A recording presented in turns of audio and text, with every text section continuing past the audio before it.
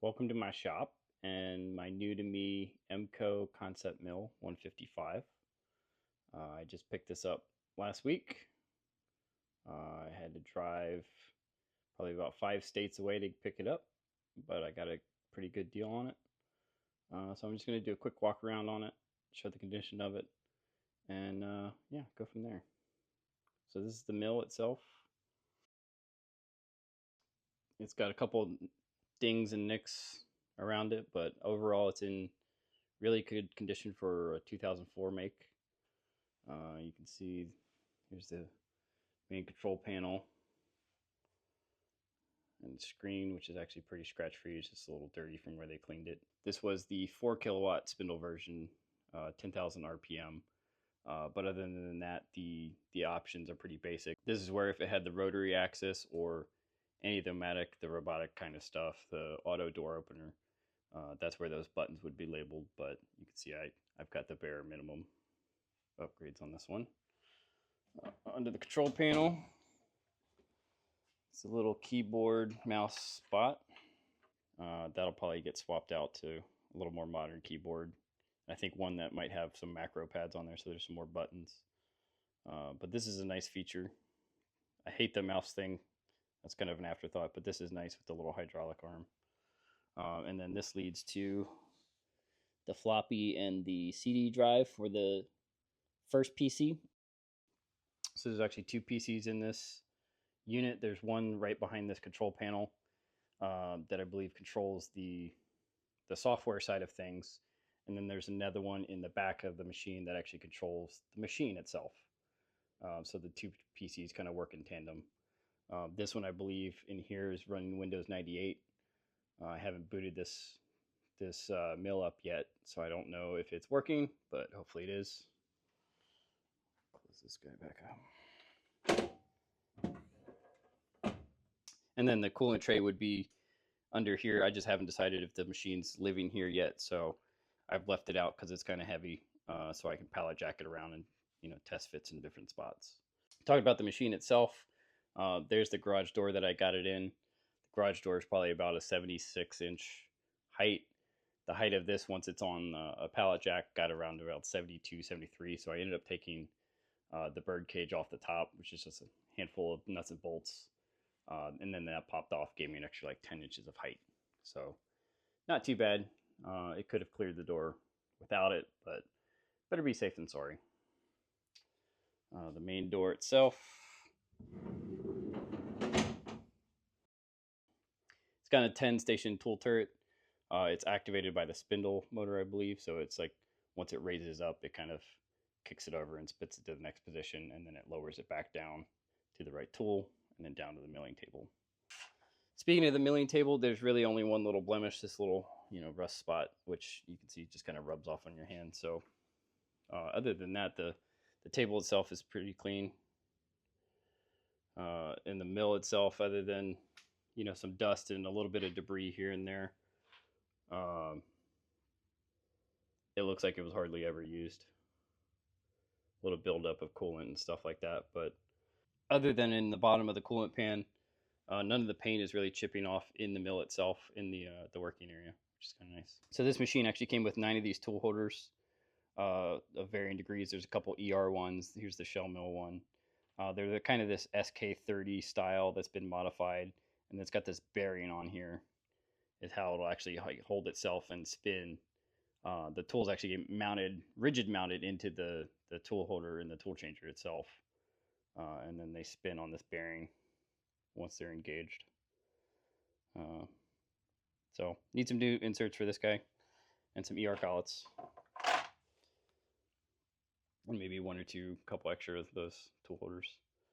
So the machine did come with some software on floppy disk. So the WinNC Robotic AC95. I'm not sure if I'm actually going to be using that one or not. That'll be the control software, I believe. The USB driver for the Emco control keyboard, which is what they're calling this control panel. So that's actually a removable control panel, all the buttons and stuff.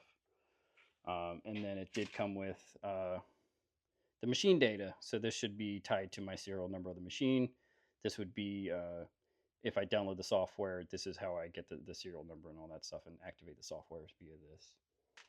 Cool. Another thing I bought a hammer to go with this. I think with the 10 mil shank on it, so the hammer mini, just to do some indication because there's no probing or anything on this. The datum itself is all set off the machine bed, so I'm kind of going to learn to use the hammer versus my other mill. My Bantam has probing and stuff in it, so yeah, yeah. A light fixture for that comes in the mill. Talking spindle up here. I've got a 4 kilowatt spindle. It's a 10,000 RPM, so a lot slower than my Bantam mill is, but a lot more powerful. Here's the milling table itself, which I'll eventually get a fixture plate for. And then there's plenty of room in the machine itself. If I wanted to add like a 4th axis or something like that, I could absolutely store it in there as well.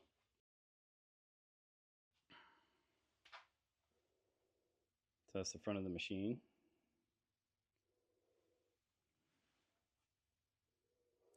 This one does come with the Fanuc series control panel and software. These 2 panels are here. This little one and this big one are actually swappable. That's why they've got the little thumb screws up top. Emco actually had a couple different versions of control layouts that you could swap it to. Okay, so moving along the side, we've got a side access door, which is removable and heavy. So if you anything crazy, long piece, or I just want to get in here for cleaning or maintenance and stuff like that, it's super handy to just pop that door off. I need to get some couple thumb screws to hold it up top. What's really nice about this machine is they've kind of allocated these port covers for what would be the 4th axis, and if they had any robotics or pneumatics, auto vices or stuff like that, the port covers are already here built in the machine, so there's no drilling through the main sheet metal wall to get it wired and connected in. So down the road, if I want to go to a 4th axis or at a 4th axis, I can just pop the panel and kind of wire it into that panel itself. There's actually space here in between the electronics in this section and the machine section if I need to run more cabling or wiring or stuff like that. Super handy. Move that door. So under this access panel down here is going to be the coolant pump, which is big and heavy, and it's on this little pivot so it can swing up out of the coolant tray and swing back in. And then once I'm good, I can bolt that back in. There's another little access door that on the PC mill, this is what would actually house the full tower PC. But because mine is built into the machine itself up top, this is just kind of an empty bay. I don't know how I'll use this yet. Maybe for, I don't know, stock storage or something like that. Extra coolant or stuff like that. Who knows? So on the back of the machine, we can see that it did come out of a vocational school. I believe that's a school district. And then this machine, it's a 2004 build, Emco Concept Mill 155. It's actually a 400 volt, 3-phase. So I actually need to get a phase converter and a transformer to run this machine. The big old on-off switch. We've got a serial port on the side here. A couple knockout panels that I could knock out.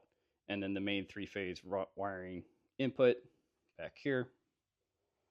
And then moving around to the back of the machine, there's the main panel, which we'll open in just a second. And then down below, we've got a couple more knockout panels and pass-throughs. The main oiler to oil the machine is actually down below. You can see it still has some oil in it, so I'll probably flush that, put some fresh stuff in. I believe all these extra ports and holes and cutouts and knockouts are for the extra pneumatics, the auto vice, the robot, that kind of stuff. Anything industrial automation, they've got it kind of the machine prepped and ready to go for it. It's just a matter of adding the mechanic side of things. On the back of the machine, we've got these 2 interlocks that we need to do. Mine didn't come with a key, so I'm going to use a giant screwdriver. And I only have one locked right now, but I'll pop that.